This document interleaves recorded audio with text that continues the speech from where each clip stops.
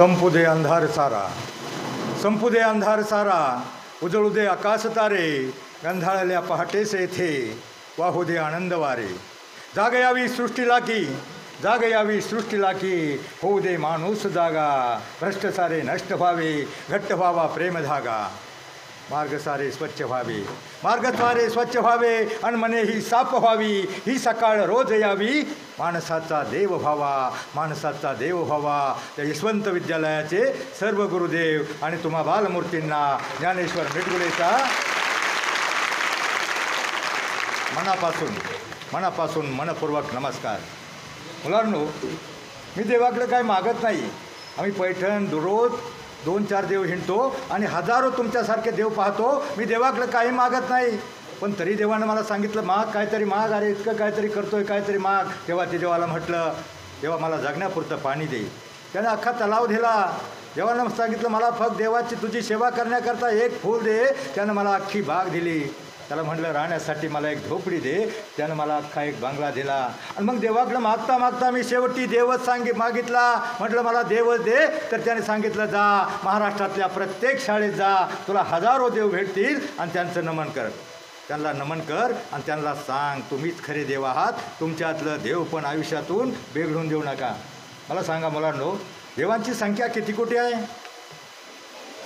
तुम्ही ते देवांची नावं सांगू शकणार नाही. पण आजही आपल्या देशामध्ये जिथे जागते, हसते, खेळते, जिवंत असे 33 कोटी देव आहेत.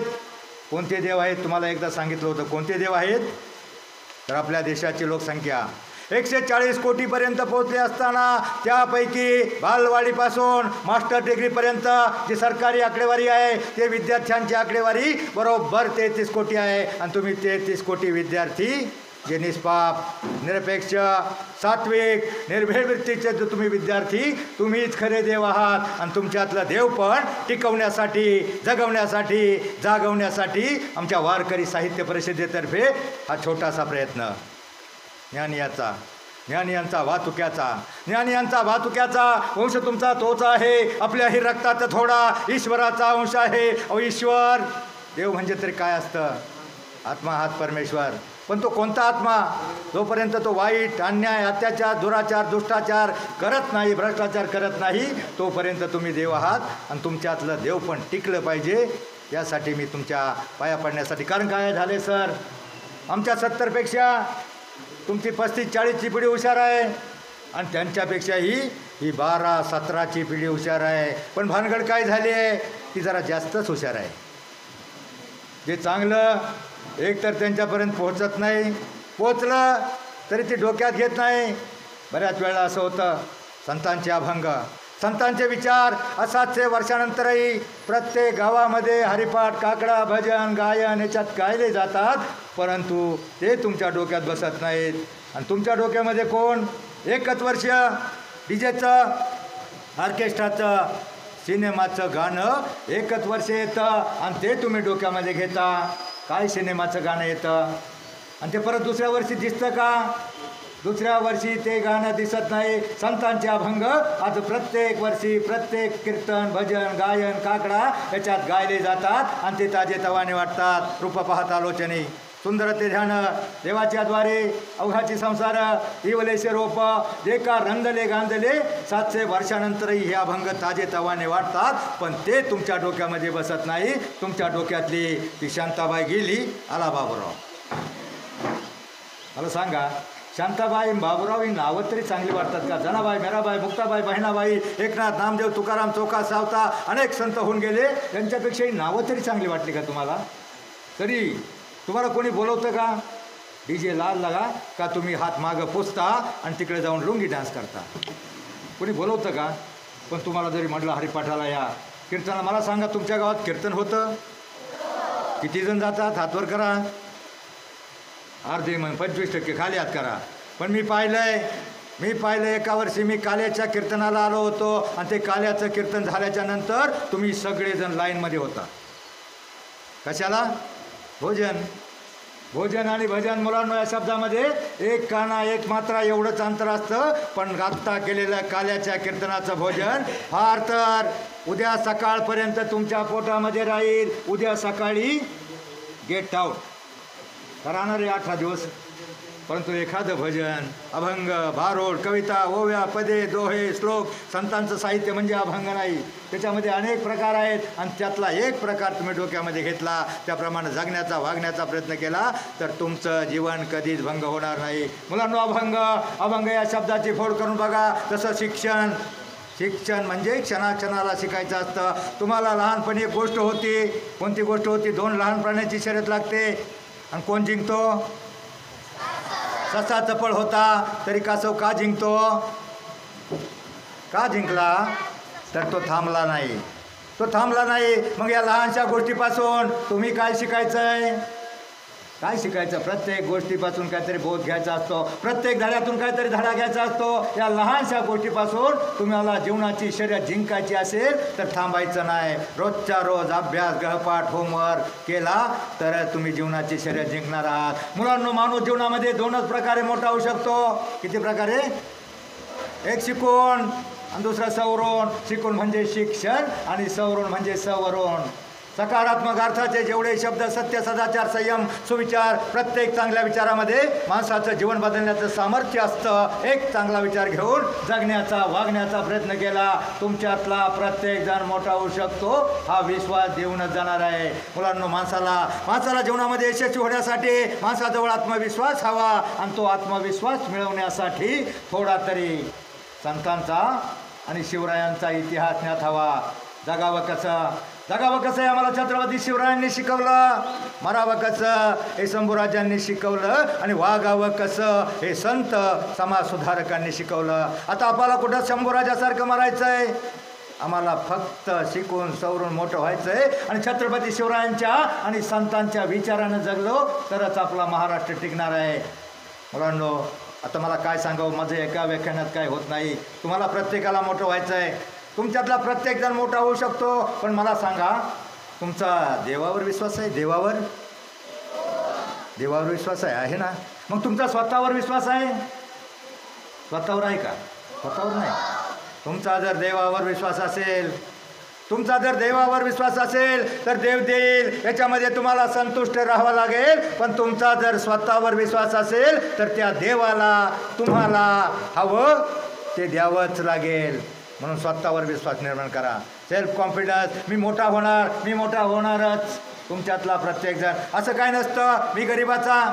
बऱ्याच मुलांना शंका असते, प्रश्न असतो, मी गरीबाचा, मी कमी हुशार, मी कोणत्या जाती जन्मलो, मी कसा मोठा होणार? मित्रांनो, प्रत्येकजण मोठा होणार. गरीबाचा मोठा होणार, कोणत्या जाती जन्मला मोठा होणार, बुटका मोठा होणार, नकटा मोठा होणार, वक्ता मोठा होणार, काळा मोठा होणार आणि मोंगळा पण मोठा होणार. तुमच्यातला प्रत्येकजण मोठा होणार. मला सांगा, भारताच्या राष्ट्रपती त्यांचं नाव काय? कोणत्या जाती जन्मल्या? त्यांचा कलर गोरा होता का?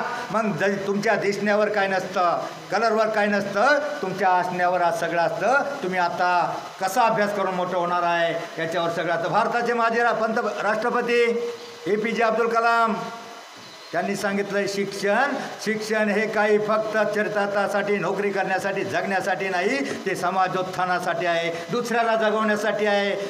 आणि APJ अब्दुल कलाम कोणत्या जाती जन्मले? त्यांचा रंग फार गोरा होता का? मग कोणत्या जाती जन्मलं काय? मित्रांनो, त्यांची परिस्थिती अशी होती, इतकी गरिबी होती, पेपर टाकायचे तेव्हा शाळा शिकायचे, खायला मिळायचं आणि मग ते पेपर टाकता काही रद्दीतली पानं वाचायचे. त्या पानावर त्यांनी लेख वाचले आणि लेख वाचल्यानंतर त्यांच्या डोक्यामध्ये इच्छाशक्ती उत्पन्न झाली, त्यांना उत्तेजन मिळालं आणि अरे, मी काहीतरी बनवू शकतो, मी काहीतरी संशोधन करू शकतो. आणि मग त्यांनी आपलं करिअर सुरुवात केली आणि त्यांनी इतका अभ्यास केला, संशोधन केलं आणि भारताचे पहिले राष्ट्रपती आणि मिसाईल मॅन म्हणून फेमस झाले. मुलांनो, कोणत्या जातीत जन्मला याच्यावर काय नसतं. PT उषा नाव ऐकलंय का? जर ताट बसा, ताट. कारण जीवनामध्ये तुमच्या 2 तास महत्त्वाचे असतील. कोणते? किती तास? कोणते? आत्ताचा 1 तास आणि अजून 12-15 वर्षानंतरचा 1 तास. तो तास कोणता माहिती आहे का तुम्हाला? 12-15 वर्षानंतर तुम्ही 25-27चे व्हाल आणि त्यावेळेला तुम्हाला वाटलं अरे काहीतरी करावं, एकाचे 2 करावेत. आणि मग त्यावेळेला तुमचा बाप तुमच्यासाठी काहीतरी शोधील आणि समोर बाहुला उभा केला जाईल. मध्ये ब्राह्मण काका पडदा धरेल आणि मग मोठ्या नारोळ देईल, शुभमंगल. म्हणून सावधान व्हा. ते तुमचं मंगल शुभ व्हायचं असेल तर सावधान जा. सर, एक महाराष्ट्रामध्ये शोकांतिका आहे. प्रत्येक गावामध्ये प्रदूषण झालंय. प्रत्येक गावामध्ये 10 ते 12% मुलांची लग्न होत नाहीत. प्रत्येक गावामध्ये बघा, तुम्हालाही माहीत असेल. आणि ती का होत नाहीत? तर आत्ता जे अभ्यासात टंगळमंगळ करतात, आपलं करिअर घडत नाहीत, शिकवून सवरून काहीतरी बनत नाहीत, अशी मुलं पुढं बेकार राहतात. आणि पुढं बघा, सोलापूरला एक मोर्चा निघाला होता. आता कलेक्टरकडून मुली आणणार एवढ्या, आणि ते मोर्चा निघाला आणि त्या कलेक्टर ऑफिसपर्यंत ते सगळे मोर्चेवाले नाचायला लागले, आम्ही लग्न आडू. आता ते कुठं ते गाणं दिसलं का परत? डीजेचं गाणं 1च वर्ष येतं, 1च वर्ष टिकतं, आणि ते तुम्ही डोक्यात घेत नाही. पण तुमच्या डोक्यामध्ये दुसरं काहीतरी असतं. तुमच्यातला प्रत्येकजण मोठा होऊ शकतो. ती पी.टी. उषा नाव ऐकलंय? कोणत्या जाती जन्मली? कोण होती? डान्सर? कोण होती? धावपट्टू. मग तिचं करिअर सांगतो. सतत 2 वर्ष तिचं पदक 9 सेकंदावरून जात होतं, हुकत होतं. 9 सेकंद कमी पडत होते. ती जीव काढत होती. प्रत्येक ह्या गावातून त्या गावात दररोज 10 किलोमीटर प्रवास करायची, 10 किलोमीटर रनिंग करायची, सराव करायची. 2 वर्ष सराव केला. पदक 9 सेकंदावरून हुकत होतं. पण एका दिवशी काय झालं, एकदा ती ह्या गावातून त्या पलीकडल्या गावात पोहोचली आणि तिकडून परत 5 किलोमीटर परत फिरताना काय झालं, गावामध्ये कुत्र्यांची कळवण लागली.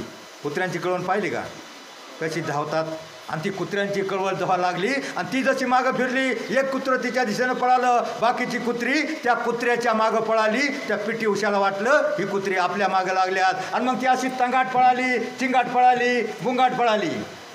9 सेकंद सोडा, 15 सेकंद तोडले आणि पहिल्याच वर्षी भारताला पदक मिळालं. मग याच्यातून तुम्हाला काय घ्यायचं आहे? तुम्हाला पदक नाही मिळवायचं, पण तसं त्या पी.टी. उषा जशी जीवाच्या आकांतानं पळाली, तसंच जर तुम्ही जीवाच्या आकांतानं अभ्यास, गृहपाठ, होमवर्क केला तर तुम्ही जीवनाची शर्यत जिंकणार आहात. तुम्हाला मीराबाई नाव ऐकलंय? धनाबाई, मुक्ताबाई, बहिणाबाई यांच्या कविता तुम्हाला मास्टर डिग्रीपर्यंत अभंग आहे. शिक्षणाला एकनाथाचं बारोड आहे 11वी 12वीला, आणि ते 2 ओळी मागं म्हणा. त्याच्यातून तुम्हाला काय घ्यायचं आहे? मी तुमच्या डोक्यात बसायला असं सांगणार आहे, तुमच्या डोक्यावरून जाईल असं काही सांगणार नाही. फक्त तहाट बसा, कारण एका 1 तासामध्ये मी तुमची बॅटरी इतकी फुल चार्जिंग करून देणार आहे, कमीत कमी तुमची लग्न होईपर्यंत उतरणार नाही. म्हणून ताट बसा. आणि जे ताट बसणार नाही, नीट ऐकणार नाही, त्याचं लग्नही होणार नाही. म्हणून ताट बसा. जाऊ द्या, हे बॅटरी चार्जिंग करायसाठी सांगितलं. तर मी तुम्हाला आता काय सांगत होतो? तुमचं लक्ष आहे का? काय सांगत होतो आता मी? काय सांगत होतो? मीराबाईचं एक भजन बघा, मागं म्हणा. जैशी लागी लगन मीरा हो गई मगन, वो तो हरी हरी हरी हरी गुणगाने लगी. आता सरे बारकांली पोरं म्हणली, पण त्या मोठाल्या पोरी नुसत्याच गालात हसल्या. आता मी कुठं तुम्हाला मुन्नी मधनामुळे सांगितलं म्हणायला? जरा देवाचं एखादं भजन आपल्या डोक्यात आलं, तोंडात आलं, मनात घुसलं, चांगली वागायची बुद्धी देईल, देव तुमचं कल्याण करील. देवाचे अभंग या शब्दाचा अर्थ असा आहे, आयुष्यामध्ये ज्याचे 2-5 अभंग पाठ असतील त्याचं जीवन कधीच भंग होणार नाही. हा अभंग तुम्हाला का म्हणायला लागला? जैशी लागी लगन. म्हणजे मीराबाईला श्रीकृष्णाच्या भक्तीची एवढी आवड, एवढी गोडी निर्माण झाली होते, तशी जर गोडी तुम्हाला अभ्यासाची निर्माण झाली. आणि मीरा हो गई मगन, म्हणजे मीराबाई श्रीकृष्णाच्या भक्तीमध्ये एवढी लीन, तल्लीन, मग्न झाली होती, तसं तुम्ही अभ्यासामध्ये मग्न झाला तर जगातली कोणतीही शक्ती तुम्हाला मोठं होण्यापासून रोखू शकत नाही. असं होणार आहे का? एखादा पाकिस्तानचा आतंकवादी येईल आणि म्हणाले बाळ्या अभ्यास करू नको. एखादा चीनचा सैनिक येईल आणि म्हणाले बाळ्या नाळ्या अभ्यास करून कलेक्टर होऊ नको. असं कोणी म्हणणार आहे का? कोणी रोखणार आहे का? जगातली कोणतीही शक्ती तुम्हाला मोठं होण्यापासून रोखू शकत नाही. फक्त काही शत्रू आहेत, ते तुमच्या आतमध्ये दडले आहेत. आळस, कंटाळा, बेफिकिरी, नाही अभ्यास केला तर मुलांनो सरांचं काय बिघडणार नाही. आतले शत्रू यांना बाहेर काढा. आणि त्यापेक्षा भयंकर डेंजर महाविघातक तुमचे काही जाणी दुश्मन आहेत, तुम्हाला फार आवडतात. अभ्यास, गृहपाठ, होमवर्क सोडून तुम्ही अर्धा तास परत 8 ते 8:30 त्याच्या पुढं टुळू बघत असता आणि म्हणता तुझ्यात जीव रंगला, आणि अभ्यास राहतो मागं. टी व्हीत बघा, हे तुमचे जाणे, मी शॉर्टमध्ये सांगणार आहे, हे जाणी दुश्मन आहेत, त्याच्यापासून दूर राहा.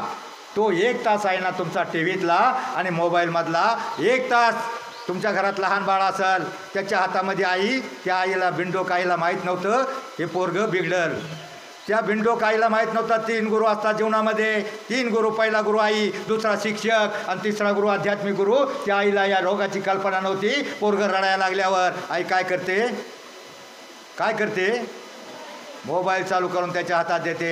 त्या लहान मुलाच्या डोळ्याची आवरणं एवढी नाजूक असतात आणि त्या बाळाच्या डोळं एवढे नाजूक असतात आणि त्या मोबाईलची लाईटिंग एवढी प्रखर इफेक्टिव्ह असते. अरे आमच्या इकडल्या MIDC पट्ट्यातल्या 7-8 मोठ्या श्रीमंतांच्या मुलाचे 7व्या वर्षी, 9व्या वर्षी, 12व्या वर्षी, 15व्या वर्षी डोकं हँग झालं, पोरगं मेंटल झालं, पागल झालं, 20-30 लाख खर्च झाले, पोरं बरं होत नाहीत. माझ्या व्याख्यानातला एक विचार तुम्ही घ्या, फक्त तुमच्या घरात लहान बाळाच्या हातात जर मोबाईल दिला ना, तो मोबाईल लपून ठेवा, त्याला थोडं देवळात घेऊन जा. 1 तास, आठवड्यातला 1 तास तुमचा बाप चुलता कोणी दारू पेत असेल, वाईट वागत असेल, त्याला घेऊन हरिपाठाला जा. आठवड्यातल्या सुट्टीच्या दिवशी हरिपाठाला जा आणि मग हरी तुमच्या पाठीशी राहील. हरिपाठामध्ये असं काही नाही आपण काय एवढे संत नामदेव नाही, आपल्याला देव मिळेल असं काही नाही. पण हरिपाठामध्ये काय होतं? हरिपाठ पाहिला का तुम्ही? का नुसतं डिजिटल डान्स पाहिलं ना? हरिपाठ काय होतं? 2 माणसं, काही माणसं ह्या बाजूला उभी असतात, काही माणसं त्या बाजूला उभी असतात आणि त्या बाजूला एकजण म्हणत असतो हरिमुखे म्हणा, दुसऱ्या बाजूचे म्हणत असतात पुण्याची गणना कोण करी, असोनी संसारीची वेगवेगळी करी, वेदशास्त्र उभारी बायक सदा, म्हणजे एका पुढं एक म्हणत असतात. आणि त्यावेळेला मुलांनो, त्यांच्या डोक्यामध्ये जगातले कोणतेही प्रश्न, जीवनातल्या कोणत्याही कटकटी, संसारातल्या कोणत्याही अडचणी, समस्या येत नाहीत. त्यांच्या डोक्यामध्ये एवढंच असतं, पुढं काय म्हणायचं. म्हणजे त्यावेळेला काय होतं? आपली चित्त, बुद्धी स्थिर, एकाग्र, पवित्र, शांत होते. म्हणजे आपल्यात देव होतो, आपल्यात देव निर्माण होतो. कुठे शोधिशी रामेश्वरान, कुठे शोधिशी काशी, हृदयातील भगवंत राहिला. हृदयात उपाशी आपल्यात देव आहे. शोधिशी मानवा रावळी मंदरी, नांदतो देव हा आपल्या अंतरी. मग आपल्यात देव आहे. स्वामी विवेकानंदानं देवाची व्याख्या सांगितली, मैं उस प्रभु का सेवक हूँ जिसे अज्ञानी लोग मनुष्य कहते हैं. माणसात देव आहे, पण तो कोणत्या माणसात आहे? जो चांगला वागतो, दुराचार भ्रष्टाचार आणि तिनं वागत नाही, त्या माणसात देव आहे. आणि खरं तर आता सध्या तरी तुमच्यामध्ये देव आहे. तुमच्यातलं देव पण टिकून ठेवा, घालू नका. कारण अलीकडे एक सामाजिक प्रदूषण झालं आहे. सामाजिक प्रदूषण, अनाचार भ्रष्टाचार दुराचार सगळीकडं प्रदूषण झालं आहे, भडका उडाला आहे. आणि पहिलं तरी कुणीतरी राक्षस निर्माण झाल्यावर देव अवतार घ्यायचा. मच्छ कच्छ वरा राम कृष्ण हे सगळे अवतार कुणाला तरी दुष्टाला राक्षसाला मारण्यासाठी निर्माण झाले. पण फक्त आता विठ्ठलाचा एकच अवतार असा आहे, तो कुणा दुष्टाला मारण्यासाठी नाही, तर सगळ्यांना तारण्यासाठी आहे. आणि किती जणांना मारणार? प्रत्येक गावामध्ये रावण, दुष्टाचार, राक्षस निर्माण झालेत. लहान लहान मुलींची इज्जत घेतली जाते, मुलांना फसवलं जातं, भ्रष्टाचार केला जातो, दुराचार केला जातो. किती जणांना मारणार? पण तो मारणार नाही, तो सगळ्यांना अख्ख्या तारणार आहे. तर कोणत्या मार्गानं? तर त्याच्या तुमच्या मनामध्ये चांगले संस्कार करून एवढंच एखादं भजन कीर्तन गायन याच्यातून तुमचं मन शुद्ध होतं, पवित्र होतं. सगळ्यांना तारण्यासाठी विठ्ठलाचा अवतार आहे, कुणालाही मारण्यासाठी नाही. 17-18 वारकरी आमचे असतात. तुम्ही एखादी बातमी ऐकली का एखाद्या महिलेवर, एखाद्या वारकरी महिलेवर अत्याचार झाला आहे? बातमी ऐकली का? पण रोज पेपरला बातमी असते.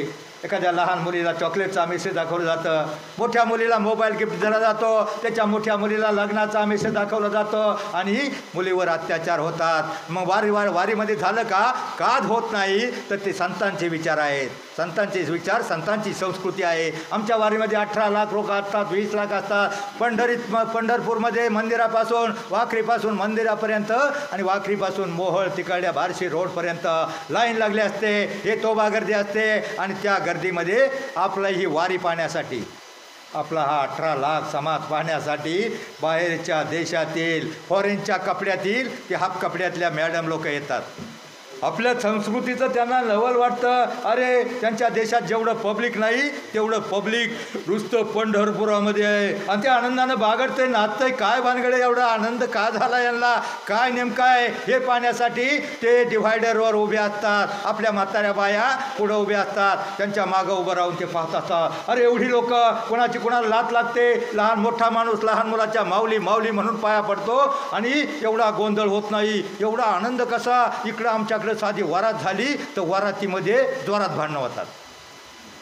एखादी मिरवणूक निघाली, मिरवणुकीत दंगली होतात, पण 18-20 लाख पब्लिक, इथं भांडणं नाही, तंटा नाही. एवढा आनंद यांच्या चेहऱ्यावर. नेमकं यांना काय गवसलंय, काय मिळलंय, हा प्रश्नचिन्ह त्यांच्या डोक्यामध्ये असतं. त्यांना नवल वाटतं, आश्चर्य वाटतं. आणि ती फॉरेनची एक मॅडम अर्ध्या कपड्यावाली आपल्या गावठी बाईच्या मागून वरून डोकावून बघत असते आणि म्हणते, हाऊ वंडरफुल, हाऊ वंडरफुल.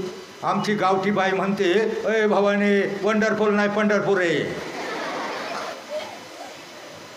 आमची भारतीय संस्कृतीचा बाहेरच्या लोकांना हेवा वाटतो. अशी आदर्श संस्कृती, समुद्रा पलीकडे ख्याती, अशी आमची आदर्श भारतीय संस्कृती. आणि ती भारतीय संस्कृती टिकवायची असेल तर तुम्हाला 2 अभंग पाठ करावेच लागतील. वर्षातून 2 अभंग पाठ करा. हरिपाठामध्ये अभंग आहे, 38 नंबरचा अभंग आहे, ओघाची संसार सुखाचा करीनं आनंदे भरीनं. तिन्ही लोक प्रत्येकाच्या घरी हरिपाठ आहे ना. आणि 38 नंबरला अभंग उचका. अभंगाचा अर्थ काय होतो? अवघाची संसार सुखाचा करीनं आनंदे भरीनं तिन्ही लोक. याचा अर्थ काय होतो? अय बाळ्या, काय अर्थ होतो रे? अवघाची संसार म्हणजे कुणाचा म्हटलंय? तुझी आई, पप्पा, मम्मी, गुड्डी आणि तू, चौघांचा म्हटलंय का? अवघाची संसार सुखाचा करीनं आनंदे भरीनं तिन्ही लोक म्हणजे अका विश्वाचा जगाचा संसार म्हटलंय. आणि आनंदे भरीनं तिन्ही लोक म्हणजे स्वर्ग मृत्यू पाताळ सगळीकडे आनंद निर्माण करेल. अभंगाच्या एका चरणाचा अर्थ एवढा मोठा असतो, ते तुम्ही डोक्यात घेत नाही. परंतु तुमच्या डोक्यामधला तो मुंगळा गेला आणि मग काला कव्वा काट खायगा लागले नाचायला.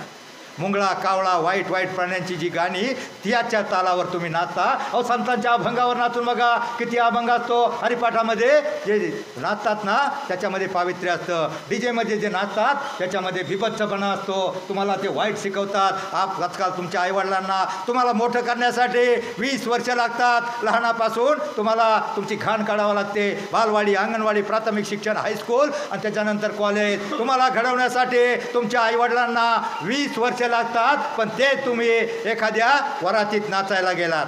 वरातीत जातात का? मला सांगा, डीजे पुढं डीजे डान्स चांगला किती जण करतात? हात वर करा.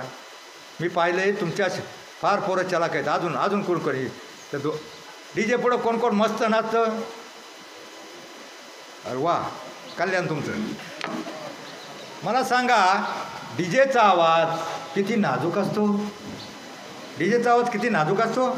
अहो, डीजेचा आवाज एवढा असतो, डीजे रस्त्यावर असल्यावर घर दणकतं, भांडी हलतात. मला सांगा, तुमची डोकी त्या दगडमातीच्या भिंतीपेक्षा निभार आहेत का? अहो, माझ्या एका मित्राचा मुलगा 12वीला 95% मार्क होते. परंतु त्याला एक वाईट नाद होता. काय तर 7वी 8वी पासून ते कार्ट सारखं डीजे पुढे नाचायचं. त्याचा बाप अभिमानानं सांगायचा, आमचं पोरगं बघा कसं नाचतंय. पण काय झालं, 4-5 वर्ष नाचल्यामुळं इतकं नाचायचं, गावात डीजे आला का ते पळालं. डीजे जायतवर थांबतवर इतकं भयानक नाचायचं. आणि पोरं मोठमोठाली पोरं डीजे पुढं आजचं नाचतात. मोठाली पोरं जातात बसा, कारण तुमची लग्न वयासाठी मी इकडे आलोय. जरा ताड बसा. डीजे पुढं तुम्ही नाचता आणि डीजे पुढं सर ही पोरं इतकी वाकडी तिकडी नाचतात. ब्रह्मदेवानं सृष्टी निर्माण केल्याच्या नंतर पशु पक्षी, झिकडे, मुंगे सगळे पदार्थ, सगळं प्राणी मात्र निर्माण केलं. आणि सगळ्यात शेवटी आपल्यातलं सगळं कला कौशल्य वापरून एक सुंदर कलाकृती निर्माण केली. तिचं नाव माणूस. आणि हेच माणूस जर वाकडं तिकडं ब्रह्मदेवानं नाचताना स्वर्गातून जर पाहिलं, त्यालाही प्रश्न पडेल, अरे हीच का ती सुंदर कलाकृती. इतकं विचित्र नाचतात आणि डोकं मागं लावून नाचतात आणि त्यांना जर पुढं सारलं ना ते डीजेला मागं लोकं लावतात. तसं ते पोरगं 4-5 वर्ष नाचताना बाकीची पोरं BBA BCA art commerce science कोणत्या तरी साईडला प्रवेश घ्यायला पडत होते. त्या दिवशी त्याचं डोकं दुखायला लागलं. पोरगं चक्कर येऊन पडलं, दरवाजामध्ये पडलं, बापानं उचललं आणि स्वतः नामदार हॉस्पिटलमध्ये नेलं. तिथं नेल्यावर फोटोग्राफी स्कॅनिंग MRI सगळ्या चाचण्या केल्या आणि चाचण्या केल्याच्या नंतर त्या डॉक्टरनी सांगितलं याच्या मेंदूच्या लहान मेंदू मागच्या बाजूला असतो त्या मेंदूच्या मागच्या बाजूला गाठी झाल्यात. 8-10 दिवसामध्ये गाठी काढाव्या लागतील, नाहीतर गाठी वाढत जातील आणि पोरगं दगावेल. पोरगं दगावेल म्हणजे काय रे बाळा? मरल.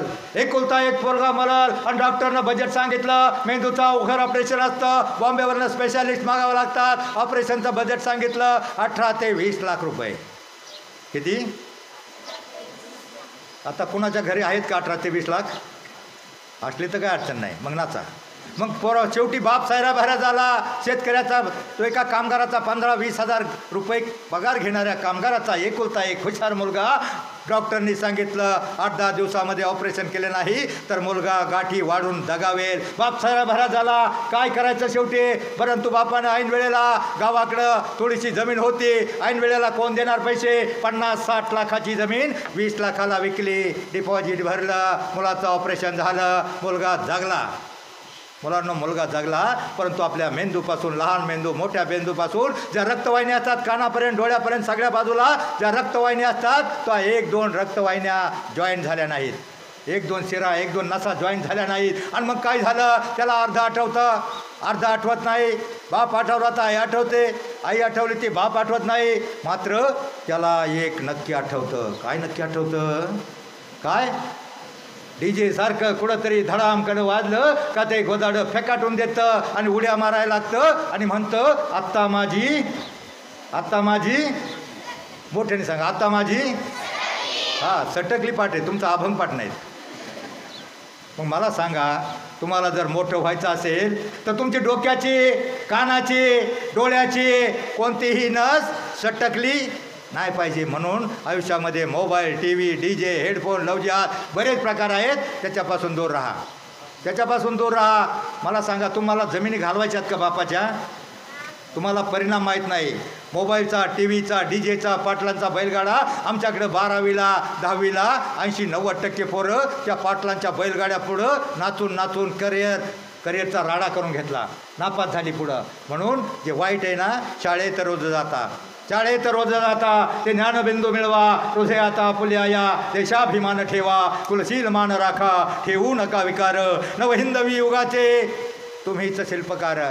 या भारताचं भविष्य, या शाळेचं भविष्य, तुमच्या कुटुंबाचं भविष्य एवढंच आहे. काय तुम्हाला कुठं भगतसिंगासारखं फाशी जायचं नाही, शिवाकाशीसारखं बळी जायचं नाही, बाजीप्रमाणे खिंड लढवायची नाही. आणि तुमच्या आईवडिलांची फार छोटीशी स्वप्न आहेत. तुमच्या आईवडिलांची स्वप्न काय जिजामातेसारखी नाहीत.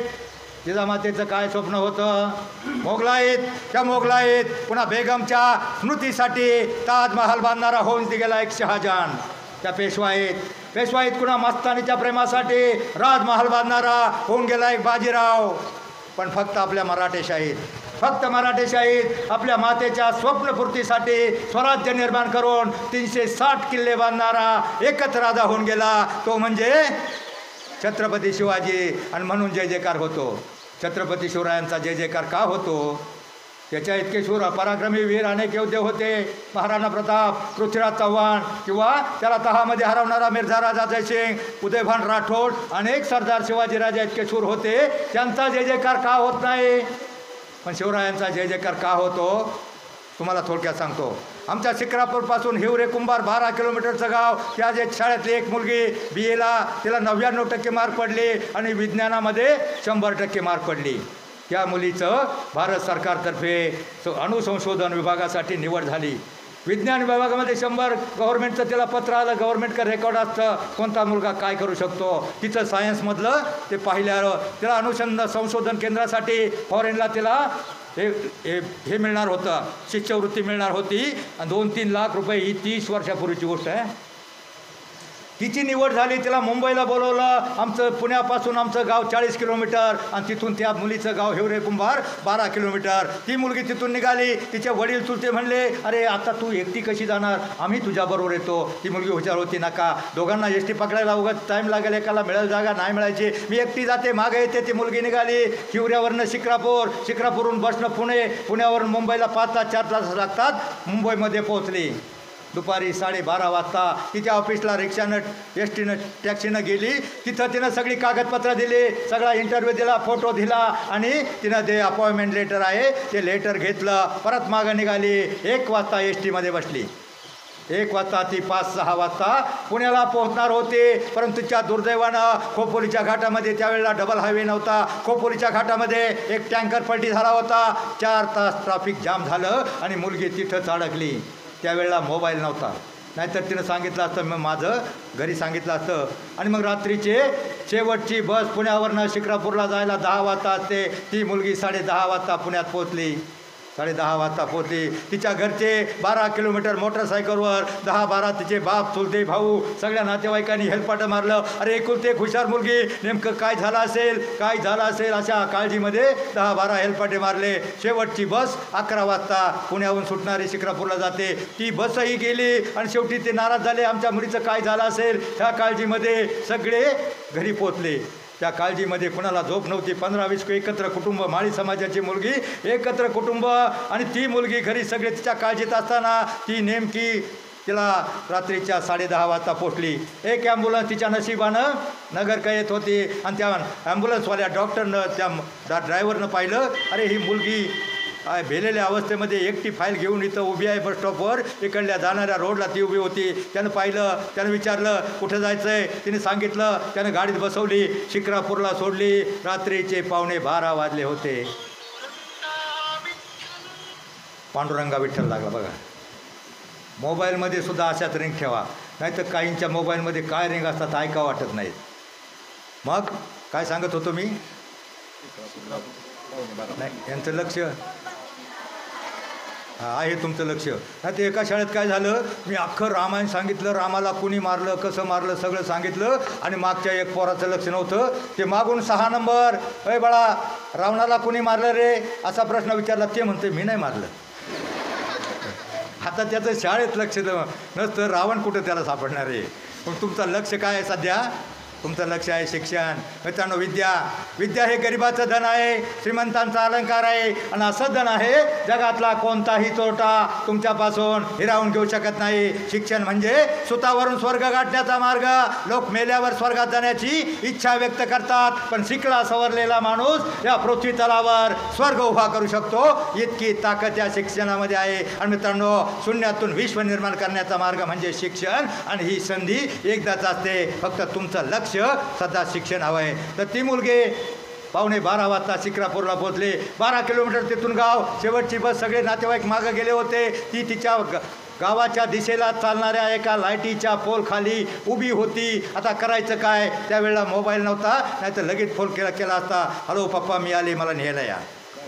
परंतु त्यावेळेला मोबाईलचा शोध लागला नव्हता. 30-35 वर्षापूर्वीची गोष्ट आहे. आणि मग त्यावेळेला सगळे ती उभी होती, परंतु तिच्या नशिबानं म्हणा की योगायोगानं तळेगाव ढमढेरेला सप्ताह, अखंड हरिनाम सप्ताह चालू होता. आणि एक तरुण डोक्याला तोंडाला असं भगवं उपरणं, वारकऱ्याचं उपरणं गुंडाळलेला एक तरुण समोरून येताना तिनं पाहिला. समोरून येताना ती पाहत राहिली. ती नीट पाहत होती. तो तरुण जवळ आला. त्या तरुणानं पाहिलं ही एकटी तरुणी इथं उभी आहे. आता काय करायचं, तो थोडासा थांबला आणि मग तिला म्हटला कुठं काय जायचं, येणार का. तिनं सांगितलं. तो म्हटला मी पुढच्या गावाला चाललो आहे. ती तरुणी रात्रीच्या 12:15 वाजता त्याच्याकडे नीट निहाळून येणारे त्याची गाडी नीट निहाळून गाडीवर बसली आणि 12 किलोमीटर, कोणती वस्ती नाही, 8 रस्त्याचा प्रवास 12:15 वाजता 12 वाजेपर्यंत त्या तरुणीनं केला. 12 किलोमीटर गाव होतं. आता मला सांगा मुलींनो, रात्रीच्या 12:15 वाजता एखाद्या अनोळखी तरुणाच्या गाडीवर एकट्या मुलीनं बसावं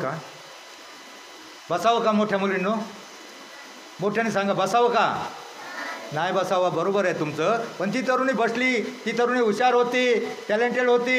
ती तरुणी बसली मग तो शेवटी तो तरुण गाडीवर पोचला. तशी रस्त्याला गाडी पोचली. घरातली 20-30-25 माणसं एकत्र कुटुंब होतं. तर लगबगीनं रस्त्यावर पळालं. रस्त्यावर पळाल्यावर त्या तरुणानं आपलं तोंड आपला जो मफलर होती ती मफलर काढली.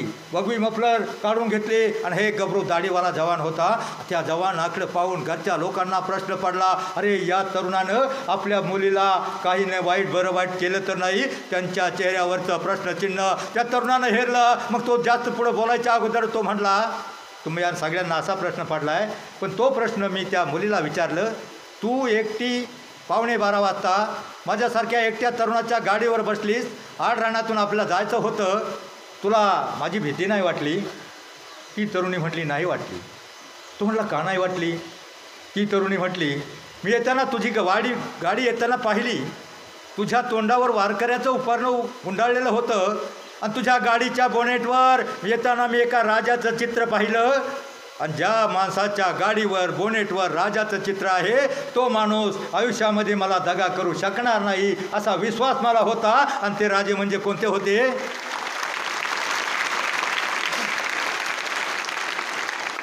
मग मुलांनो, आजही सामाजिक भडका झालाय, प्रदूषण उडाले. आपला महाराष्ट्र, आपला समाज जिवंत आहे फक्त दोनच विचारावर, एक छत्रपती शिवराय आणि दुसरे संतांचे विचार. त्यातला एखादा विचार चांगला डोक्यामध्ये घ्या आणि जगण्याचा वागण्याचा प्रयत्न करा. तुम्हाला माहिती आहे, चौथीला धडा होता, कल्याणच्या सुभेदाराची सून राजांनी परत केले आणि त्या सून परत करत असताना 4 किलोमीटर राहुटी होती.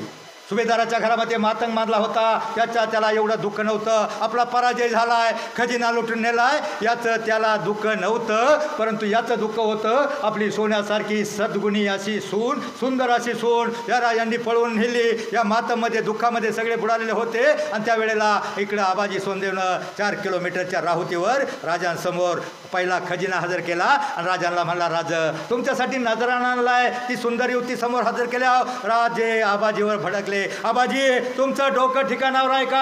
आम्ही त्या दुश्मनाप्रमाणे दुश्मनांच्या लेखी बाळीवर इज्जत घेऊ लागलो तर त्यांच्यामध्ये आमच्यामध्ये फरक काय? जा आपली बहीण मानून तोळी बांगडी करून हाय. त्या तुम्हाला माहीत आहे ना, धडा होता ना कल्याणच्या सुभेदाराची सून. त्यावेळेला जा म्हणला घे म्हणल्यावर आबाजी खालमुंडे त्याला चोळी बांगडी केले आणि 15-20 सैनिक घेतले आणि राहुटीत बसवली, पालखीत बसवली. पालखी उचलली, 15-20 मावळे घेऊन आणि आबाजी तिकडे जायला निघाला. सुनेला 4 किलोमीटरच्या राहुतीवर परत निघाला. कल्याणच्या सुभेदाराच्या वाड्यामध्ये मातम मागला होता, सगळे दुःखात होते. आणि त्या लोकांनी पाहिलं, अरे 15-20 मावळे तिकडे नेत आहेत. आणि मग सगळे इकडे 25-30 सगळे 40-50 सैनिक आपल्या तलवारी उपसून त्या मावळ्यांकडे धावले. धावत तिकडे गेले. आणि गेल्याच्या नंतर त्यांनी तलवारी जशा उपसल्या तशी ती सुभेदाराची सून त्या मेण्यामधून पालखीमधून खाली उतरली. त्यांना रोखलं आणि म्हटले, मत मारो ने. त्यांनी मला काहीच केलं नाही. अपनी बहु बेटी बनाकर बा इज्जत मुझे रिहा किया.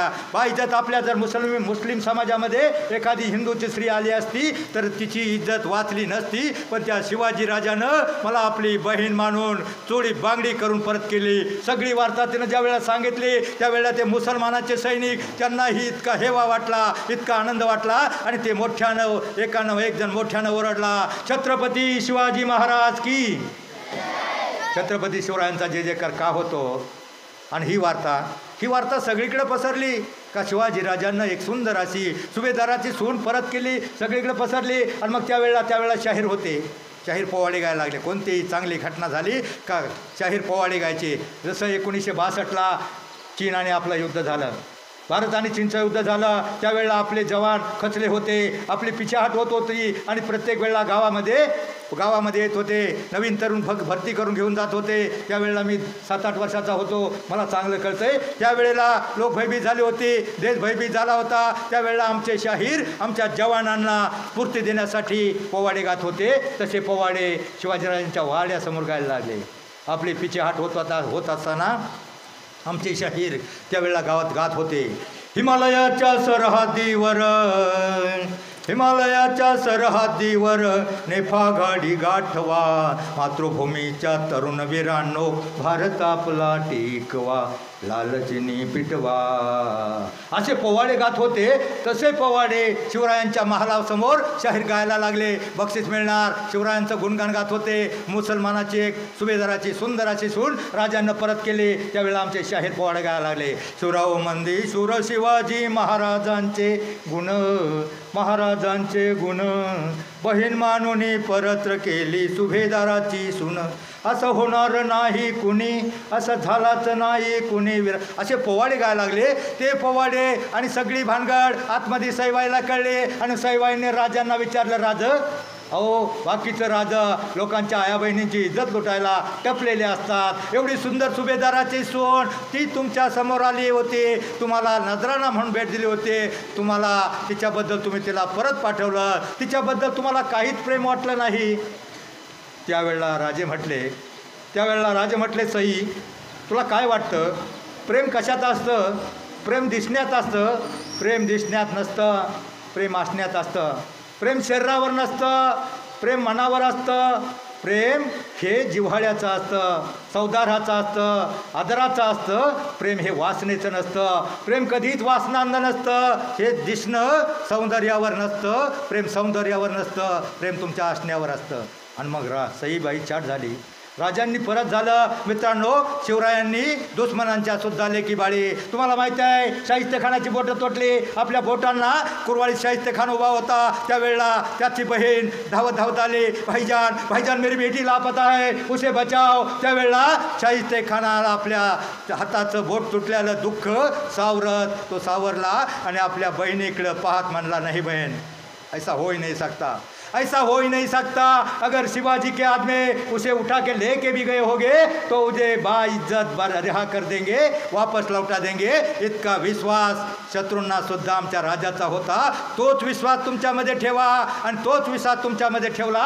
संतांचे जसं परश्री मानावे माते समान ही भूमिका जर ठेवली तरच बघा हा भडका शमणार आहे. मी तुम्हाला एक प्रश्न विचारणार होतो. तो प्रश्न कोणता आहे माहीत आहे? सगळीकडे प्रदूषण झालं आहे, अन्याय अत्याचार दुराचार भ्रष्टाचार सगळीकडे अनितीचा भडका उडाला आहे, सगळ्या बाजूनं जंगल पेटलं आहे. बघा असं समजा, मी तुम्हाला प्रश्न विचारणार आहे, त्यातला हा अर्धा भाग आहे. असं समजा आई आतमध्ये टी व्हीमध्ये व्यस्त आहे आणि बाळाच्या हातात मोबाईल दिला आहे आणि बाळ बाहेर मोबाईलमध्ये मस्त आहे. ते जाऊ द्या. आपण असं समजा हरणी आतमध्ये आपल्या तिच्या झाडाच्या आड आतमध्ये खड्ड्यामध्ये हरणी आहे, तिच्या झोपडीमध्ये हरणी आहे आणि पाडस बाहेर खेळतं आहे. आता त्या पाडस सगळीकडून वणवा आला आहे, आग जंगल लागली आणि गावाच्या सगळ्या बाजूनी वणवा आला आहे आणि तो वणवा त्या बाळाला खाणार आहे, जाळून टाकणार आहे. त्याच वेळेला त्या वणव्यामधून एक वाघोबा आला. तो वाघोबाने पाहिलं, हे पाडस बाहेर उभा आहे, हे बाळच बाहेर आहे. त्याच्या दिशेनं त्यानं झेप घेतली. आता मी भुकेला आहे, मला शिकार मिळणार. आणि मग त्याच वेळेला झाडाच्या एका बाजूला एक शिकारी त्याच्यावर नेम साधून उभा होता. त्यात शिकार करण्यासाठी त्याचा जर बाण मारून ते पाडसाची शिकार केली. 8 दिवसाचा प्रश्न मिटेल. आता मला सांगा, जरा ह्या माझ्या प्रश्नाचं उत्तर द्या. ते पाडस त्या आगीतून, जवळ येणाऱ्या आगीतून, त्या आगीतून येणाऱ्या वाघाकडून आणि या शिकाऱ्याकडून सगळीकडून संकट आहे, कसं वाचणार आहे? कसं वाचणार आहे माहीत आहे कुणाला? नाही का? जाऊ द्या, वेळ संपत आला आहे. कसं वाचणार आहे माहीत आहे? वाचणार आहे. अहो निसर्ग आहे. त्याच वेळेला निसर्गाचा चमत्कार होतो, त्यावेळेस दैवी सृष्टीचा चमत्कार होतो. सोसाट्याचा वारा सुटतो, वारा घोंगावत जवळ येतो, विजेंचा कडकडाट होतो आणि विजेंचा कडकडाट झाल्यावर सोसाट्या धो पाऊस कोसळतो आणि त्यावेळेला त्या विजेच्या कडकडामुळं जो नयम धरलेला शिकारी आहे ना, त्याचा बाण व्हायबल होतो. तो बाण समोरून वाघ जो त्याच्यावर झडप घालत असतो त्या वाघाला लागतो. बाणामध्ये वाघ मरतो, वीज पडते, शिकारी मरतो आणि पावसामुळं अख्खी आग विझते. आता मला सांगा, अर्धा प्रश्न झाला आहे. अर्ध्या प्रश्नाचं उत्तर, ही आग कोणती, हा शिकारी कोणता, हा वाघ कोणता, हा पाऊस कोणता, ही हरणी कोणती आणि ती पाडसं कोणती? सांगताय कोणी? सांगा पटकन. त्याला मी क्रांतीभूमी, आमचे मित्र विठ्ठल वळसे पाटील, पोलीस पाटील आहे. ती आग कोणती, तो शिकारी कोणता, वाघ कोणता? सांग. देव तर आहेच. हा सांग. हा उभा राहा.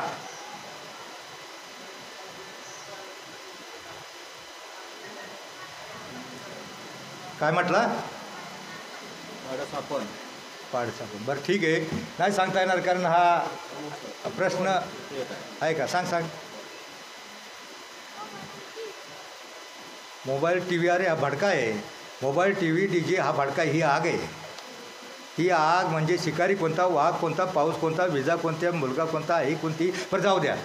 कारण त्यावेळेला परमार्थाचा वारा सुटतो, अध्यात्माच्या विजा कडकडतात आणि संस्काराचा पाऊस ज्या वेळेला ह्या बाळावर पडेल त्याच वेळेला ही भयान अशी आग विझणार आहे.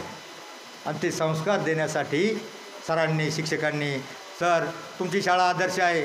मी गोखळीच्या शाळेत सांगितलं, त्यांचे 72 विद्यार्थी, सोलापूर जिल्ह्यामध्ये पहिली शाळा आहे, त्यांचे 3,500-3,500 विद्यार्थी आहेत. मी त्यांना कालच सांगितलं, तुम्ही शिकवताय त्याशिवाय एवढी आदर्श शाळा बनवू शकत नाही. परंतु सर तुम्ही शिकवताय, तुम्हाला मी नमन करतो, परंतु शाळेमध्ये तुम्ही काटकोन, त्रिकोण, विशालकोन शिकवता, पण जीवनाचा जो विशालकोन जो आहे, दृष्टिकोन आहे ना, तो दृष्टिकोन, जीवनाचा जगण्याचा जो दृष्टिकोन आहे ना, तो फक्त संतांच्या विचारामध्ये आहे आणि जीवनाचा दृष्टिकोन आहे तो फक्त शिवरायांच्या संतांचा विचार आहे. तुम्ही दूध घेता, सर मागं सगळे कुणी दूध घेत आहे का?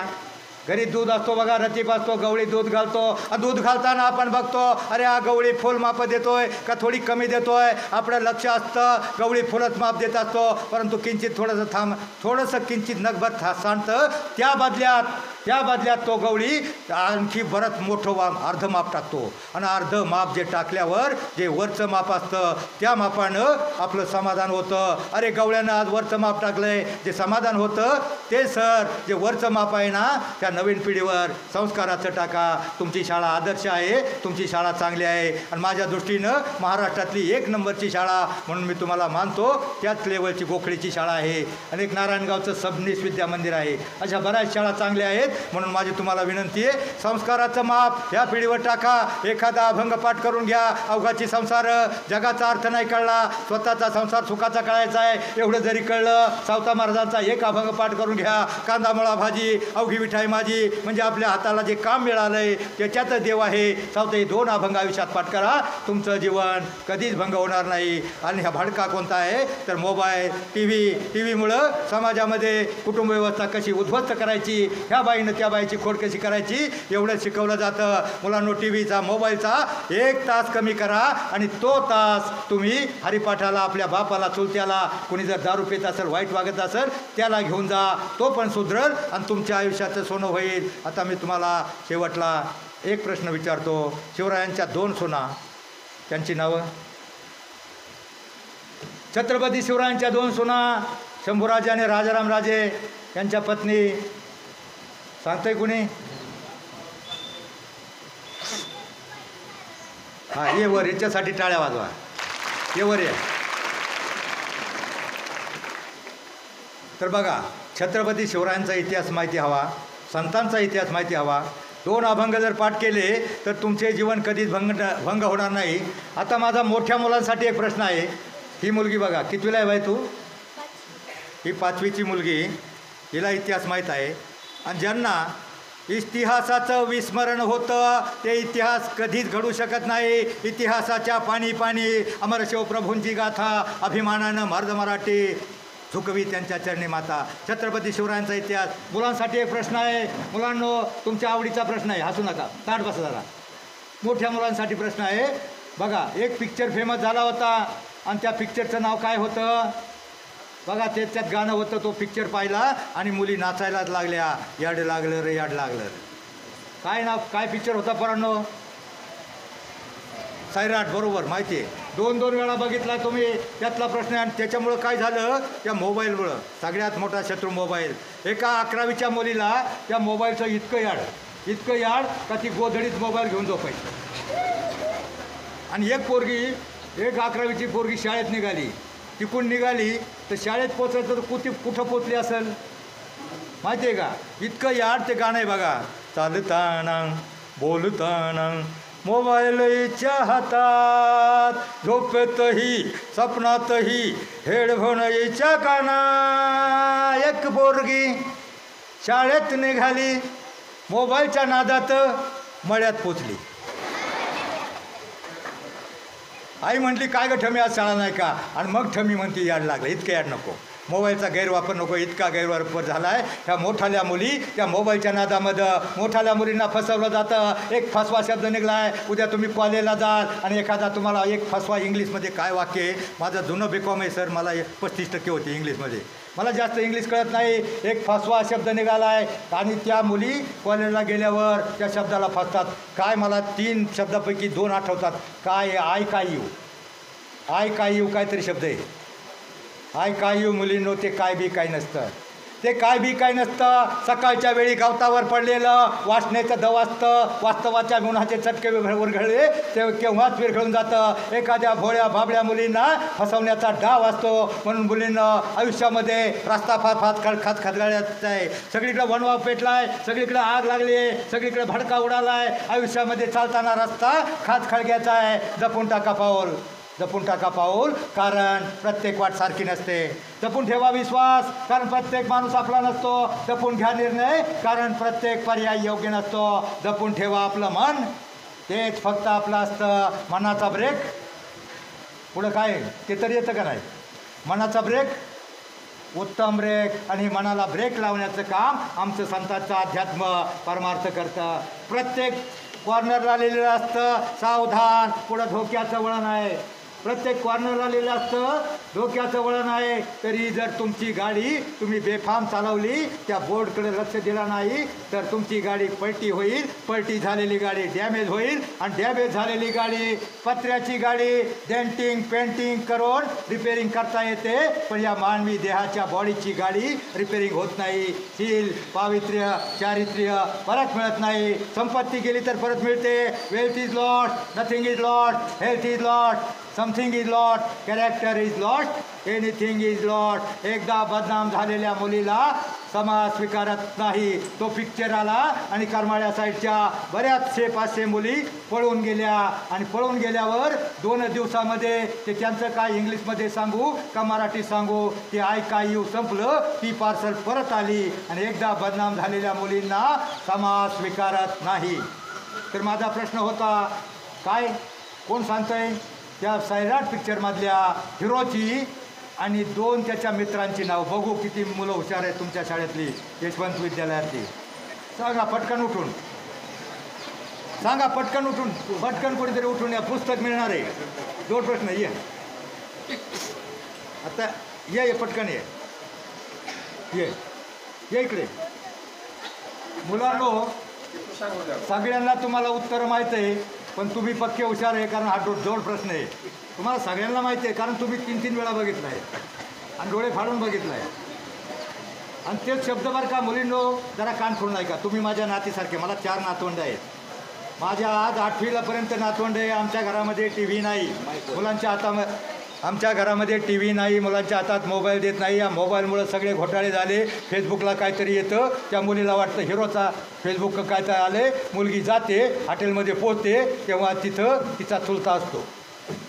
त्यामुळं मोबाईलमध्ये येतं, तुम्हाला गिफ्ट लागले 2 लाखाचं, तुम्ही हे करा, काही भानगडीत पडू नका. मोबाईलमुळं सगळे ॲक्सिडेंट, 25% ॲक्सिडेंट मोबाईलमुळं होतात. म्हणून मोबाईलच्या नादी फक्त गैरवापर करू नका. 50% चांगला आहे, तेवढा हाय फाय फक्त 9 लोकांची धन करू नका. 99.99% लोक त्या मोबाईलमुळं गरीब होत चालले, 9 लोक श्रीमंत होत चालले. कोणते 9 लोक? Tata, Adani, Ambani, Reliance, Vodafone, idea. काय आयडिया काढली त्यांनी? एक वायर खाऊन दिली आणि म्हणतात जिओ. प्रत्येक घरामध्ये 4-4 मोबाईल, भिकारी होत चालले. 1000 रुपये लाईटीचं बिल आलं, घरात 1000 रुपये बिल आलं. आमचा बाप लाईटीच्या ऑफिसमध्ये जातो आणि म्हणतो एवढं कसं, 2च बल्ब आहे पण 2-2 हजार. एका घरातलं बिल, मोबाईलचं बिल भरताना आम्हाला शरम वाटत नाही. ये बाळा पुढं. काय उत्तर आहे? काय त्या पिक्चरमधल्या हिरोचं आणि त्याच्या 2 याचं नाव? अरे उत्तर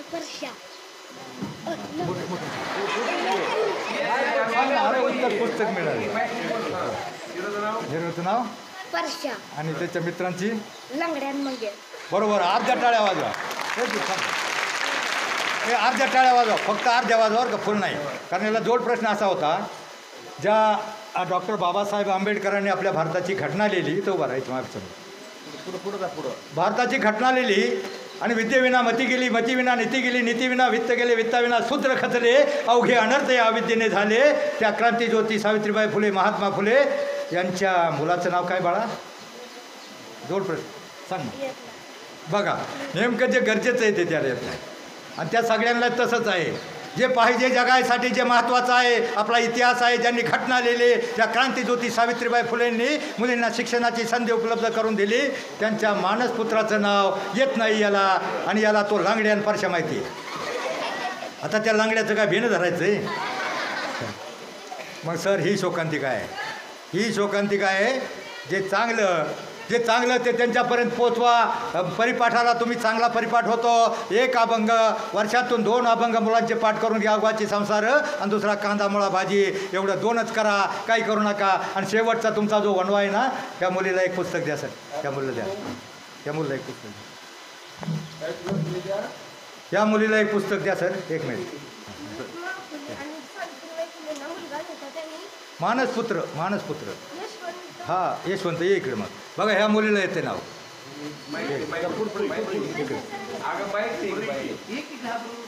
मग त्यांचं नाव होतं यशवंत. अहो तुमच्या विद्यालयाचं नाव ज्या मुलाला आहे, सावित्रीबाईच्या फुलेंच्या मानसपुत्राला, ते तुम्हाला माहीत नाही आणि तुम्हाला त्या लांगड्याचं आणि परशाचं काय बेणं धरायचं आहे?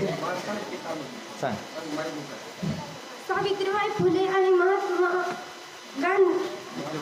फुले यांना मानसपुत्र, त्यांच्या मानसपुत्राचं नाव यशवंत होतं. यशवंत होतं. सर हिला एक पुस्तक द्या, द्या दोघींना. तुम्ही द्या. नाही तुमच्या हाताने मी बोल. या इकडं.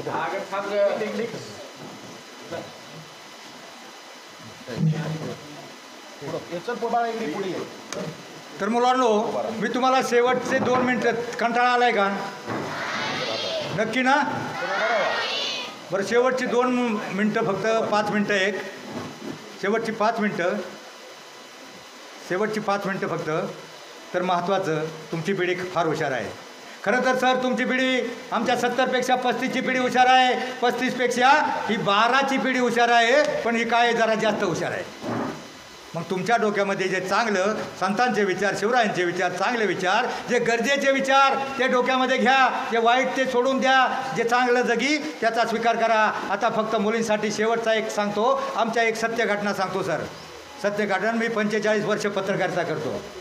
मी 45 वर्ष पत्रकारिता करत असताना माझं 2012 साली असं लक्षात आलं, अरे ही 50च्या पुढली पिढी, ही मोठी माणसं आपली ऐकणार नाहीत, कारण वाळलेली काठी मोडते पण वाकत नाही. पण ही ओली काठी, ही पिढी फार हुशार आहे. एक चांगला विचार त्यांच्या डोक्यामध्ये बसवला, ही पिढी कधीच व्हायबल होणार नाही. एक चांगला विचार घुसवण्याचा माझा प्रयत्न. पहिले पुढारी 90% आमच्या पत्रकारितेवर सुधरत होते. एखादा गुंड त्याची बातमी दिली तर तो तोंड दाखवत नव्हता, पण आता एखाद्या गुंडाची दादागिरीची बातमी दिली तर तो उलट कॉलर टाईट करतो. अरे माझे कष्ट वाचले, 4 तालुक्यामध्ये फेमस झालो. आणि एखादं बिघडलेलं फार बेवडं ते कापलं तरी सुधरत नाही. पण तुमची पिढी फार हुशार आहे, तुम्हाला ते चांगलं ते कळतं आणि ते तुमच्या डोक्यात घालण्यासाठी मी आलो आहे. आता मुलींसाठी फक्त एक शेवटचा मोबाईलचा दुष्परिणाम सांगतो. सत्य घटना आहे, तो 5 वर्षापूर्वीची गोष्ट आहे. आमच्या पुण्याच्या अलीकडं वाघोलीला एक कॉलेज आहे, ते एका मंत्र्याच्या नातेवाईकाचं कॉलेज आहे. आणि आमच्या फेरण्या फाट्याच्या आमच्या गावाजवळून 5 किलोमीटरची एक 12वीची मुलगी कॉलेजला गेली. मुलींनो जरा ताट बसून ऐका. तुम्ही रामायण ऐकलंय का? रामायण मुलींनी रामायणामध्ये बघा, सीता वनवासात होती, तिनं सकाळच्या वेळी एक हरण पाहिल्यावर ती रामाला म्हणली, प्रभो मला हरणाच्या कातड्याची थोडी हवी आहे. रामाला असं वाटलं, अरे एवढे राजवैभव त्यागून आपल्यामध्ये जंगलामध्ये आले, हिची एवढी इच्छा का पूर्ण करू नये. तर रामानं धनुष्यबाण उचलला, 90च्या स्पीडनं हरणाच्या पाठीमागं पळाला. ते हरण मायावी होतं. मारीच नावाच्या राक्षसानं रावणाच्या मामाचं हरण्याचं रूप घेतलं होतं. झाडाच्या आड गेल्यावर त्यानं ठरल्याप्रमाणे ओरडण्याचा आवाज काढला आणि ओरडण्याचा तो आवाज सीतेनं ऐकला. रामाच्या ओरडण्याचा आवाज सीतेनं ऐकला. सीता म्हणली, लक्ष्मणला धावा, त्यांना वाचवा, त्यांच्यावर कुणीतरी हिंस्र सोपं जाणं, त्यांच्या जीवाला धोका आहे. लक्ष्मण म्हणला, नाही माते, काही होऊ शकणार नाही. सीतेचा विश्वास बसला नाही. ती लक्ष्मणला म्हणली, भाऊजी म्हणजे तुम्हाला असं वाटतं का त्यांच्या जीवाला तिकडं काहीतरी धोका व्हावा आणि मी तुमच्या. त्यावेळेला लक्ष्मण म्हणला, बस माते, जातो. जातो त्यानं धनुष्यबाण उचलला आणि 90च्या स्पीडनं हरणाच्या पाठीमागं पळायला लागला. परंतु त्यावेळेला त्याच्या डोक्यामध्ये आलं आपली सीतेच्या संरक्षणाची जबाबदारी आहे. आणि मग जाता जाता त्यानं त्या झोपडीच्या बाहेर मागे वळून एक रेषा आखली. त्या रेषेला काय नाव? त्या रेषेचं नाव मुलींनो, मोठ्या मुलींनी सांगा, त्या रेषेचं नाव काय? काय मोठ्याने सांगा, मोठ्या मुलींनी सांगा, काय नाव त्या रेषेचं? लक्ष्मण रेषा. तुम्हाला माहिती आहे, आणि ती प्रत्येक मुलीच्या जीवनामध्ये असते. ती ओलांडायची नसते. ओलांडली तर जीवनाचं रामायण बिघडतं, महाभारत घडतं. पण रामायणापासून एवढं शिकायचं, लक्ष्मण रेषा ओलांडायची नाही. त्यावेळेला तरी मुलींनो कान खोलून ऐका, त्यावेळेला तरी उड्डाण करू शकणारा, शोध घेऊ इच्छिणारा हनुमान उपलब्ध होता. आजकालच्या जमान्यात कोणताही हनुमान उपलब्ध नाही, कोणताही हनुमान उपलब्ध नाही. आणि आजकालचा राम पण लय अवलादी झालाय. तो म्हणल अरे ला लय शायनिंगची चोळी लागत होती, जाऊ द्या, ब्यात गेली, सीता गेली, गीता मिळेल. म्हणून मुलींना रामायणापासून एवढं शिकायचं, आयुष्यामध्ये लक्ष्मण रेषा ओलांडायची नाही. तसाच मोह त्या मुलीला झाला. कॉलेजला गेले, मोबाईल चार्जिंग करायला गेले. प्रत्येक कॉलेजच्या बाहेर आतंकवादी देशातला एक डाव आहे. आपली भारतीय संस्कृती आमच्या भोळ्या भाबड्यामुळे तिकडे नेऊन फसवून आतंकवादी देशामध्ये नेऊन विकल्या जातात. 25 ते 30 लाखाखाला 5 वर्षापूर्वीची गोष्ट आहे. ती मुलीला तो एक टपरीवाला चार्जिंग करायला गेले, चार्जिंग केला, त्यानं हेरलं अरे यातली कोणती मुलगी, जरा ताट बसा मुलींनो, कारण तुमची बॅटरी लवकर चार्ज नाही झाली पाहिजे, ताट बसा. ही मुलगी चार्जिंग करताना त्यानं हेरलं यातली कोणती मुलगी साळसुद्धा आहे, खोडी बाबडी आहे. याच्यासाठी सांगतोय सर, अशा काही गोष्टी आहेत जे आजोबा सांगू शकत नाही, शिक्षक सांगू शकत नाही. ही पिढी फार हुशार आहे, परंतु 9वी ते 12वीची पिढी काय मी शाळेमध्ये जातो व्हायबल व्हायला लागली. तुम्ही व्हायबल होऊ नये म्हणून सांगतो. त्या मुलीला तो मुलगा म्हणला आज फार मॅचिंग ड्रेस घातलायस, आज फार सुंदर दिसतेस. सुंदर दिसतेस म्हणल्यावर हसतेस आणि फसतेस. मग तो पुढल्या वेळेला पुढली स्टेप घेतो, अरे एवढी हुशार, टॅलेंटेड, बुद्धिमान, हँडसम, देखणी, तिची प्रशंसा करतो. आणि ती मुलगी फुकते आणि मग म्हणतो एवढी तू देखणी, TY पर्यंत पोहोचतेस, अजून एवढा लहानसा मोबाईल वापरतेस गट्टू. त्यावेळेला ती मुलगी म्हणते मला इनाप आहे, माझ्या बापाने दिला आहे. पण तो म्हणतो अरे जग पुढं चंद्रावर चाललं आहे, एवढी ब्रिलियंट तू, एवढी देखणी, तुला कसा मोबाईल पाहिजे, अँड्रॉइड. मग ती मुलगी म्हणते माझ्या बापाची ऐपत नाही, त्यानं दिलाय मला पुरेसा आहे. मग तो म्हणतो अरे पुरेसा कसा आहे, तुझ्या बापाची ऐपत नसेल तर मी देतो ना, 50% ॲक्सिडंट ह्या मोबाईलमुळे व्हायला लागलेत, मी देतो ना म्हणल्यावर तिच्या मनामध्ये त्या सीतेप्रमाणे मोह उत्पन्न झाला. पण तिचं मन परत जाग्यावर आलं. ती म्हणली नको, मला भीती वाटते, माझ्या बापाला कळलं तर माझा बाप मला उभी कापील. तो म्हटला तुझा बाप तुला कसा कापील आणि त्याला कसं कळल, तुझा बाप तुझं तिकडं कुठंतरी शेतामध्ये कडमडत असल, घामाच्या धारा गाळत असल, रक्ताचं पाणी करत असल, हाडाची काळं करत असल, तुला शिकवण्यासाठी पैसा खर्च करण्यासाठी तिकडे शेतात असेल, त्याला कसं कळल. आणि मग त्या मुलीच्या मनामध्ये अर्धा मोह उत्पन्न झाला. अरे खरंच बापाला तर कळणार नाही, मग मोबाईल घ्यायला काय हरकत आहे. परंतु तिचं अर्ध मन परत प्रश्नचिन्ह पडला. तो म्हणला मोबाईल घ्यायचा म्हणल्यावर पुण्याला जावं लागेल. ती म्हणली नको मी नाही येणार, मला तुझा भरोसा नाही. तो म्हणला सोनू तुझा माझ्यावर भरोसा नाही का. सोनूचा भरोसा नव्हता, परंतु तिच्या मनामध्ये त्या सीतेप्रमाणे मोह उत्पन्न झाला होता, लोभ उत्पन्न झाला होता. प्रलोभनाला बळी पडली. पोरगी पुण्याला गेली, 20,000 रुपये त्यांनी नेले होते. 18,000चा मोबाईल घेतला. मुलांना गणित येताना ताट बसा, गणित किती उरले. हा लक्ष आहे म्हणजे तुमचं, हिशेब सांगतो बरं का, कारण अजून एक प्रश्न विचारणार आहे. किती उरले, 2,000 उरले ना. आता पोरगी पुण्याला लिहिली म्हणल्यावर एवढी वडापाव खायची अवकात नव्हती त्याची, पण पोरीला वडापाव चारून थोडं चालणार होतं. 5 स्टार हॉटेलमध्ये नेलं, हॉटेलचं बिल आलं 1,800 रुपये. आता किती उरले, 200. बरोबर, ह्या मुलांचं गणित पक्क आहे, त्यांचं कच्चं आहे. मग 200 उरले. आता शाणं व्हायचं ना, 80 रुपये बस लागतात. 40-80 रुपये लागत होते. शाणं व्हायचं मागे यायचं. पण त्यानं आणखी त्या मुली भाव खाल्ला. त्या मुलीला म्हणतोय आईस्क्रीम खाओगी. मग ती पण म्हणली हा बॉम्बाले 180 रुपये गेले. आता किती उरले, आणि यायला किती लागत होते बसनी, 80 बरोबर, गणित चांगलं आहे तुमचं. 80 रुपये प्रश्नचिन्ह होतं चेहऱ्यावर, मनावर आतमध्ये अंतकरणामध्ये दुःख होतं, प्रश्नचिन्ह होतं, चेहऱ्यावर दाखवता येत नव्हतं. मनावर चेहऱ्यावर उष्ण अवसान आणून तो पायऱ्या उतरायला लागला. 20 रुपये खिशात उरले, आता जायचं कसं? प्रश्नचिन्ह होतं. तेवढ्यात शेवटच्या पायरीवर जसा आला तसा त्याच्यात वयाचा, फिंजारलेल्या केसाचा, मळकाळलेल्या कपड्याचा एक तरुण समोर आला आणि त्यानं हात पसरला. 20 रुपये देना साहब, 20 रुपये देना साहब. तो म्हणला 20 रुपये का क्या करेगा? तो म्हणला कुछ नहीं साहब. तो भिकारी म्हणला कुछ नहीं साहब, मोबाइल को रिचार्ज करना है, गर्लफ्रेंड को फोन करना है. त्यावेळेस तो हिरो म्हणतो हिरोईनला, देख लैला, देख लैला, भिकारीने भी गर्लफ्रेंड बनाया. तेव्हा तो भिकारी म्हणला वैसा नहीं, गर्लफ्रेंड ने भिकारी बनाया.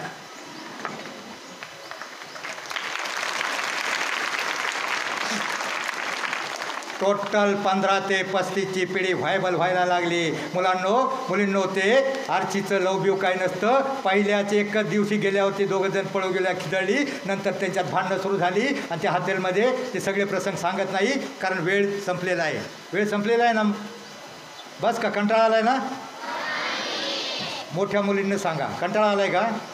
नाही, जाऊ द्या, तुमच्यासाठी शेवटची 5 मिनटं घेऊ ना मुलींनो, तुमच्यासाठी बरं का. फक्त तो एक सैराट पिक्चर फेमस झाला आणि मला सांगा त्या सैराटमध्ये काय संदेश द्यायचा होता? त्या दिग्दर्शकाला चांगला संदेश द्यायचा होता.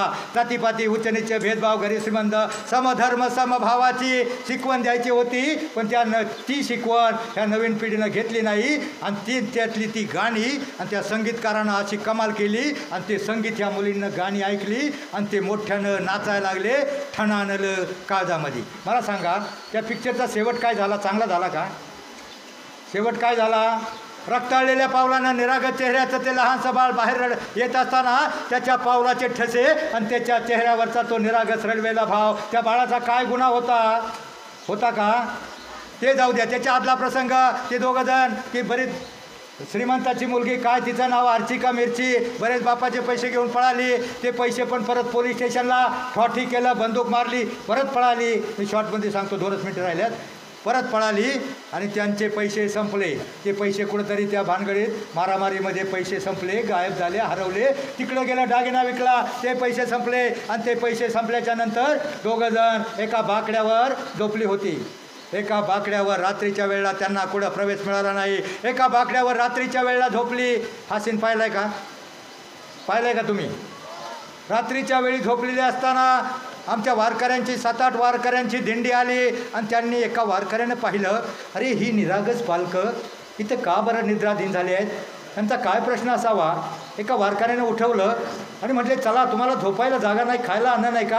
आमच्या दिंडीमध्ये चला, तिथं तंबू असतो, खायला पंगत असते, अनेक दानशूर लोक आपल्याला खायला देतात. तुमचा हाच प्रश्न आहे ना, झोपायला जागा नाही आणि खायला. त्या वारकऱ्यांना उठवलं आणि ते दोघंजण उठून वारकरी म्हटले, फक्त आमच्याबरोबर चालायचं, विठ्ठल विठ्ठल म्हणायचं, ज्ञानोबा माऊली म्हणायचं, ज्ञानोबा तुकाराम म्हणायचं, एवढं म्हणायचं. आणि मग ते उठवले. मला ते वारकरी होते का मुलींनो? वारकरी होते का त्यांना उठवणारे? कोण होते? 7-8 गुंड आले. 2 गुंडांना त्या परशाला एका कोपऱ्यात नेलं आणि बाकीचे 2-4 गुंड त्या आर्चीला दोन्ही हाताला धरून, कारण ह्या गोष्टी काही गोष्टी आहेत सर, हे पालक सांगू शकणार नाही, शिक्षक सांगू शकणार नाही. ह्या मुलींना जागा करण्यासाठी सांगतोय. आलहडवय असतं, परिणामाची कल्पना नसते, गांभीर्य नसतं, डेंजर, धोका, खतरा कुठं बोललेला नसतो. मुली वाहवत जातात, आपल्या बापाची, घराण्याची इज्जत जाते, आपलं करिअर बरबाद करतात, आयुष्य बरबाद करतात. म्हणून सांगतोय. कोण वारकरी होते का ते? 7-8 गुंड आले. 2 गुंडांना त्याला एका कोपऱ्यात नेलं, त्या मुलीला दोन्ही हाताला धरलं आणि बाकीचे जे 2-4 गुंड त्या मुलीला, त्या आर्चीला एका कोपऱ्यामध्ये नेऊन शाल, श्रीफळ, पुष्पगुच्छ देऊन तिचा सत्कार करणार होते. काय करणार होते मुलींनो? सत्कार करणार होते. अहो जाऊ द्या, त्यावेळेला ती एक डेअरिंगबाज अक्का, ती काहीतरी हेल वातडता कडमड बोलली, त्याला दम दिला आणि ते गुंड पळाले. बरोबर? परंतु मुलींनो, तुमच्या माहितीसाठी सांगतो, कान खोलून ऐका. आजकाल जर एखाद्या मुलीला, महिलेला 7-8 गुंडांना अडवलं, अहो ती डेअरिंगबाज अक्का सोडा, मोठा पुढारी, पहिलवान, बोक्का सुद्धा मध्ये पडत नाही. कारण एक तर त्या गुंडाकडून भोगसून घ्यावा लागेल, मार खावा लागेल, पोलीस स्टेशन, कोर्टात साक्ष द्यावं लागेल. म्हणून मुलींना आयुष्यामध्ये लक्ष्मण रेषा ओलांडायची नाही. त्याच्यानंतरचा एक प्रसंग, ती आली कामात अर्ध्याहून आली, तो वडे तळत होता, काहीतरी तळत होता. पाहिलं का हा प्रसंग? पाहिला आहे का? तर सांगायला. आणि त्याला म्हटली, परश्या चल तुझ्या आवडीचा पिक्चर लागला आहे. तो म्हणला जा तूच. गेला, आला बाहेर. तिच्या बॉसबरोबर पाहायला येताना त्यानं पाहिलं, त्याचं माथं भणकलं आणि माथं भणक दोघात झगडा सुरू झाला. झगडा सुरू झाला, हॉटेलमध्ये गेले. हॉटेलमध्ये भांडण झालं. भांडण झाल्यावर त्यानं एक ठोका लगावला. ठोका तरी पाहिला आहे का? ठोका लगावला. वेटर ते तिथं भांडण नाही करायचं, बाहेर काढलं. बाहेर काढल्यावर ती पुढं पळायला लागली आणि पुढं पळायला लागल्यावर तो त्याच्या मागं पळतोय. हे यार ते थांब थांब, मला तुझ्याशी बोलायचं. ती म्हणली मला तुझ्याशी नाही बोलायचं. ती म्हणली मला तुझ्याशी नाही बोलायचं. मग मला सांगा मुलींनो, मला सांगा मुलींनो, 8 दिवसापूर्वी ती त्याला मोठ्या उत्साहानं म्हणत होती का ते इंग्लिशमध्ये सांगू का मराठीत सांगू का इंग्लिशमध्ये सांगू. ते नेमकं काय होतं? काय होतं ते? काही नव्हतं. आणि मग तुम्हाला नाही बोलायचं मला. आणि मग ती म्हणली थांब मला बोलायचं आहे. तो म्हणला, ती म्हणली मला तुझी किळस वाटते. तो मला मी झक मारली. तो म्हणला बरी मारली. दोघात कडाक्याचं भांडण झालं. अनेक आता वेळ कमी आहे. आणि मग ती रोड क्रॉस करून गेली. एका गाडीत बसली. गाडी पुढे जाऊन थांबली. तिच्या चुलत्याचा गावाकडून तिच्या मित्राचा फोन झाला होता. तिचा बाप आमदार लेवलचा. तिचा बाप ती पळून गेल्यामुळं समाजाची इज्जत गेली होती. बेभान दारूच्या नशेत झाला होता. घरी गेली तर तिला उभी कापील असं त्याला कळलं होतं. आता जायचं तर कुठं जायचं? एका बस स्टॉपला गाडी थांबली. गाडी थांबल्याच्या नंतर एक भिकारीन तिनं हात पुढं पसरला. खिडकीमधून पाहिलं, भिकारीन पुढं हात पसरत होते, भीक मागत होते. आता मला सांगा मुलींनो, त्या भिकारणीमध्ये तिनं कुणाचं प्रतिबिंब पाहिलं? कुणाचं? मोठ्या मुली जरा ताट बसा. कुणाचं प्रतिबिंब पाहिलं? स्वतःचं प्रतिबिंब पाहिलं. फिंगारलेल्या केसाचा जो चेहरा, स्वतःचा चेहरा दिसला. अरे या भिकारणी बरोबर तरी तिचा म्हातारा संरक्षणासाठी आहे, पण एकटी तरुण मुलगी या लांडग्यांच्या जगात माझी कुत्तरतोड होईल, मला जगता येणार नाही, मला बर्बाद होईल मी. ती शहाणी झाली, खाली उतरली, पळत सुटली. तो फाशी घ्यायला आतमध्ये घरी गेला होता. तिच्या नावानं गळे काढत होता.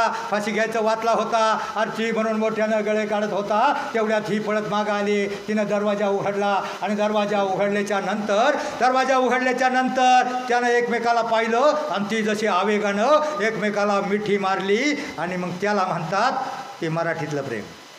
खरं प्रेम. त्यांचं मजबुरीनं प्रेम सुरू झालं. मुलींनो, तुमचे आईवडील काय तुम्हाला खड्ड्यात लोटणार नाही. आईवडिलांना विरहित त्यांची मान घाली जावेल असं आयुष्यात वागू नका. एवढीच माझी तुम्हाला विनंती. एखादा तुम्हाला तिकडे गेल्यावर तो फसवा शब्द आहे. एखादा तुम्हाला सहज म्हणेल आय काय यू, मला इंग्लिश येत नाही, ते एक शब्द आठवत नाही. एखादा म्हणेल आय काय यू, त्याला सांगा तुझी आय माझ्या बापाकडं घेऊन ये ठरवायला. म्हणून आयुष्यात मुलींनी लक्ष्मण रेषा ओलांडायची नाही. मुलींनी लक्ष्मण रेषा ओलांडायची नाही. आणि मुलांनी 2 अभंग पाठ करा. सगळ्यांनी 2 अभंग पाठ करा. तुमचं जीवन कधीच भंग होणार नाही. बस जाता जाता एवढंच सांगतो, शिका इतकं डिग्र्या कमी पडतील, हसा इतकं आनंद कमी पडेल. काय प्रश्न आला आहे का? तर ताट बसा.